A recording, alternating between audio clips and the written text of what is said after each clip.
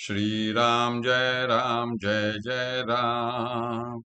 श्रीराम जय राम। श्रीराम जय राम। ओम नमः शिवाय। ओम नमः शिवाय। ओम नमः शिवाय। योग वासिष्ठ दिवस क्रमांक 435। उपशम प्रकरण सर्ग 71। वसिष्ठ पुढे म्हणाले, आत्मा हा सर्वांच्या अतीत असल्यामुळे तो प्रतिबिंबाद्वारा भूतसृष्टीला कारणीभूत आहेसा भासला तरीही तो स्वतः अकारण आहे. अयथार्थ दृष्टीने किंवा मोहबुद्धीने अवलोकन केले असता चिदात्म्यापासून जन्म मरणादी परंपरा उत्पन्न होत असल्याचा आभास होतो. परंतु दीपाच्या योगाने एका क्षणात जसा अंधकाराचा नायनाट होतो, तद्वत एका आत्मतत्वाचे यथार्थ ज्ञान झाल्याने चित्त सत्ता अजिबात नष्ट होते. यास्तव जीव, अंतःकरण, मन इत्यादी नावांनी प्रसिद्ध असलेले चित्तच संसाराला कारणीभूत होते, असा अधिकारी मनुष्याने नित्य विचार करावा. राम म्हणाला, प्रभो, चित्ताला जीव, अंतःकरण, मन इत्यादी संज्ञा कशा रूढ झाल्या, हे माझ्या विचारांची सिद्धी होण्यासाठी मला कृपा करून सांगा. वसिष्ठ म्हणाले, राघवा, ज्याप्रमाणे एकाच जलापासून तरंगादी भेद उत्पन्न होतात, त्याप्रमाणे आत्मतत्विक रूप अशा समष्टी चित्तापासून म्हणजे हिरण्यगर्भापासून हे सर्व पदार्थ उत्पन्न होतात. ज्याप्रमाणे समुद्राचे पाणी क्वचित स्थिर रूपाने स्थित असते, त्याप्रमाणे स्फुरणैक रूप आत्मा जगातील स्थावर पदार्थांच्या ठिकाणी स्थिर रूपाने स्थित असतो.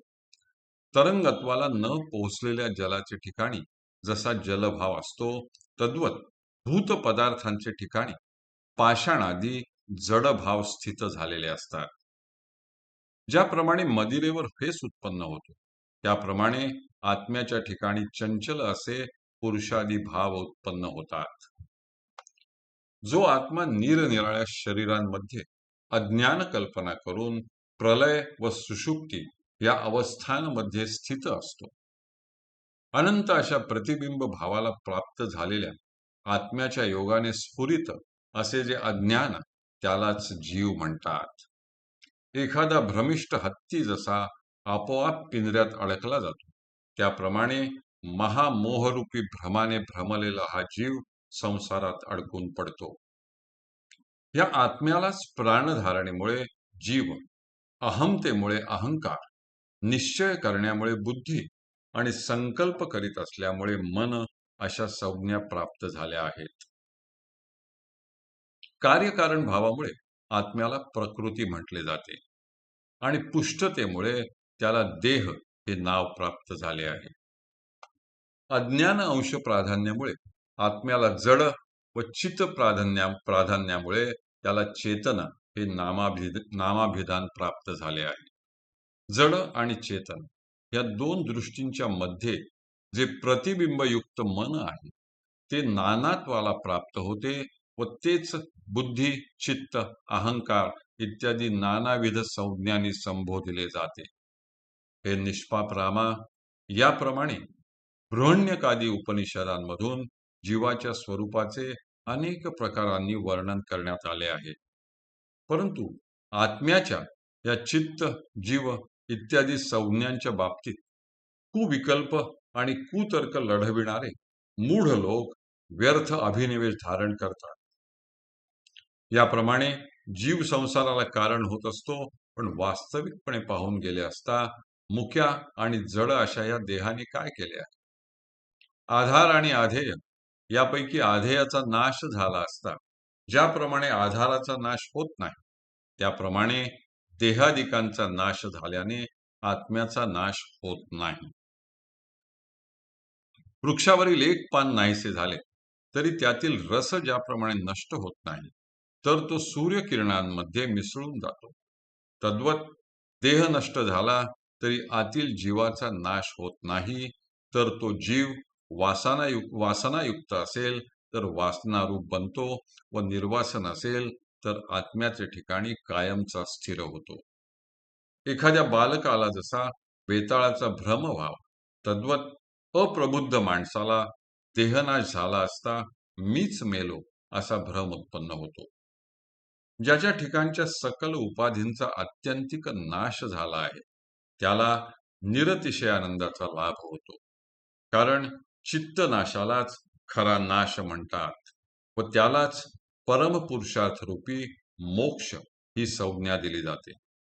त्यामुळे देह नष्ट झाला म्हणजे जीवही नष्ट झाला अशी जी भावना होते ती निसंशय भ्रामक आहे.